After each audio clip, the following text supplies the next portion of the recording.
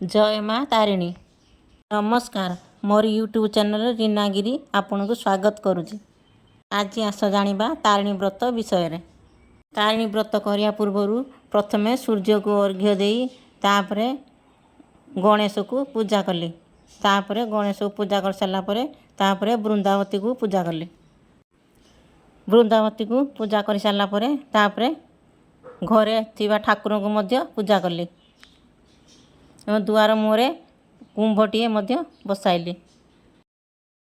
माँ तारिणी व्रत आषाढ़ मास शुक्ल पक्ष रथयात्रार नवम दिन मध्य जो मंगलवारटी पड़े से मंगलवारटी विपत्तारिणी व्रत पूजा करा जाए। एथर जुलाई 7 तारिख रे पड़ुची रथयात्रा आउ 9 तारिख रे पड़ुची माँ विपत्तारिणी व्रत। विपद तारिणी व्रत। विपद तारिणी व्रत कले माँ तारिणीकर अपार आशीर्वाद मिलता है। प्रथमे जो जगार तारिणी व्रत करवा से जगटी को गंगा जल किंबा गोबर पानी रे भल भाव टिके परिष्कार करदेवा। परिष्कार करी पोछा पोछी करदेवा।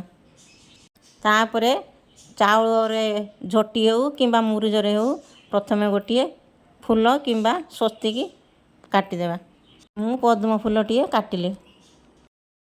तापर टीए खटुली टीए रखिबा। से खटुली रे गोटे नुआ लुगा पकेइबा। आ ता उपरे माँ तारिणी फोटो को आनी रखिबा। मु प्रथमे तारिणी फोटो को ओदा कपड़ा रे पोछि देइछि। आ माँ को फोटो को स्थापना कली। माँ को जी भक्तिर सहकारे डाके माँ तांको डाक निश्चय शुणती। मोर जतले विपद बढ़े मु माँ को डाके माँ निश्चय मो डाक शुणती।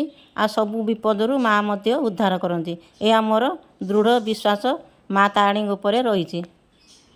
आमे वर्षे कि 2 वर्षर जेतेबेले हो माँ तारिणी पीठ को दर्शन पाई जाऊ। यही वर्ष रजरे मध्य माँकर सुनावेश होइतिला। आमे मध्य दर्शन करने को माँ को जाइथिलु। प्रथमे माँ दुर्गा नाम रे कलशटीए स्थापना करिवा। प्रथमे धान दे कलशटीए बसाइबा। प्रथमे दीप लगैली। पूजा पूर्वर प्रथमे दीप प्रज्वलित करा जाए। दीप पूजार साक्षी रहे प्रथमे दीप।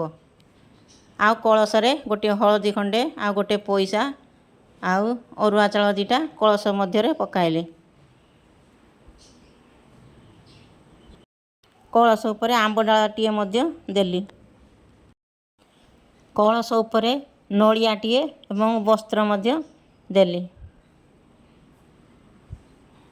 मो सेतिरे दुब बरकुड़ी पत्र बेलपत्र फूल इत्यादि मध्य देली। प्रथमे सिंदूर देली। तापरे चंदन देली एवं सबु आंबडाला पत्र रे सिंदूर आ चंदन मध्य लगाइली। माँ तारिणी हेले आदि शक्ति सर्वशक्तिर आधार। शक्ति रूपेण संस्थिता मातृ रूपेण संस्थिता माँ तारिणी। माँ तारिणी व्रत घरे घरे मध्य पालन करा जाए। विभिन्न स्थान रे विभिन्न रूप रे माँ पूजा पाउचंती। किंतु माँ घटगाँ तारिणीकर अलौकिक शक्ति रही एवं अपार महिमा मध्य रही। से तारिणी रूप रे जगत रे विख्यात। माँ को जी भक्तिर सहित डाके प्रार्थना करे व्रत करे सुख शांति धन संपत्ति ऐश्वर्य सबू मिले। जो माने तारिणी व्रत करती सकल मन वांछा पूर्ण हुए। आ जेतेबेले माँ को डाकिबो विपद समय माँ निश्चय ता डाक शुणिबे। माँकर प्रिय बार है मंगलवार और शनिवार। माँ तारिणी को सिंदूर चंदन मध्य देली। माँकर प्रिय फूल है मंदार फूल। मंदार फूलटे देले माँ पूरा खुशी हुअंती एवं शांति हुअंती। माँ तारिणी हेले नड़िया राणी। तांकर नड़िया उपरे भारी लोभ। नड़िया टीए मानसिक करी डाकिले माँ डाक शुणती। महादेवंकर त्रिनेत्र रही सेतिपाई माँ तारिणी से त्रिनेत्र थिबा फलटी को सी बाछिचंती। ता त्रिनेत्र थिबा फलटी अति प्रिय। माँ को आवाहन पाई गोटे गोटा गुआ को गंगा जल स्नान कराई ताकू माँ रूप रे तांको आवाहन करिवा। सेथिरे चंदन सिंदूर फूल मध्य देवा। तारिणी व्रत दिन ସକାଳୁ ସ୍ନାନ କରି ଶୁଚିବନ୍ତ ହୋଇ ଧଳା ବସ୍ତ୍ର ପିନ୍ଧି ମାଆଙ୍କୁ ପୂଜା କରାଯାଏ। ଗୁଆଟିଏ ବସାଇ ମାଆଙ୍କ ନାମରେ ଆବାହନ କରି ମାଆଙ୍କୁ ଆବାହନ କରି ପୂଜା କରାଯାଏ। ଏ ତାରିଣୀ ବ୍ରତରେ 13 ପ୍ରକାର ଫଳ ଭୋଗ ଲାଗେ କିମ୍ବା 13 ଗୋଟି ମଣ୍ଡା ଭୋଗ ଲାଗେ କିମ୍ବା ମଣ୍ଡା କରି ନ ପାରିଲେ ସେଇ 13 ପ୍ରକାର ଭୋଗକୁ 13 ଭାଗ କରି ପୂଜା କରାଯାଏ ଏବଂ 13ଟି ପାନ ମଧ୍ୟ ମାଆଙ୍କୁ ଦିଆଯାଏ। ମୁଁ 12ଟି ପାନ ଭାଙ୍ଗିଥିଲି, ଆଉ ଗୋଟିଏ ପାନ କମ୍ ଥିଲା, ତାହା ମଧ୍ୟ ରଖିଲି। ତାରିଣୀ ବ୍ରତରେ ନାଲି ବ୍ରତ ପୁରା ପୂଜା କରାଯାଏ। 13 ହାତ ନାଲି ସୂତାକୁ ତ୍ରିଗୁଣ କରି ତାହା ବ୍ରତ କରାଯାଏ। ମୁଁ ଦୋକାନରୁ ଗୋଟିଏ ଭୋଗ ଦୋକାନରୁ ମିଳୁଛି, ମୁଁ ବ୍ରତ କିଣି ଆଣିଥିଲି। ଆଉ ଏ ମାଆଙ୍କର ସିଙ୍ଗାର ଜିନିଷ। ବ୍ରତରେ 13 ଗଣ୍ଠି ଦିଆଯାଏ।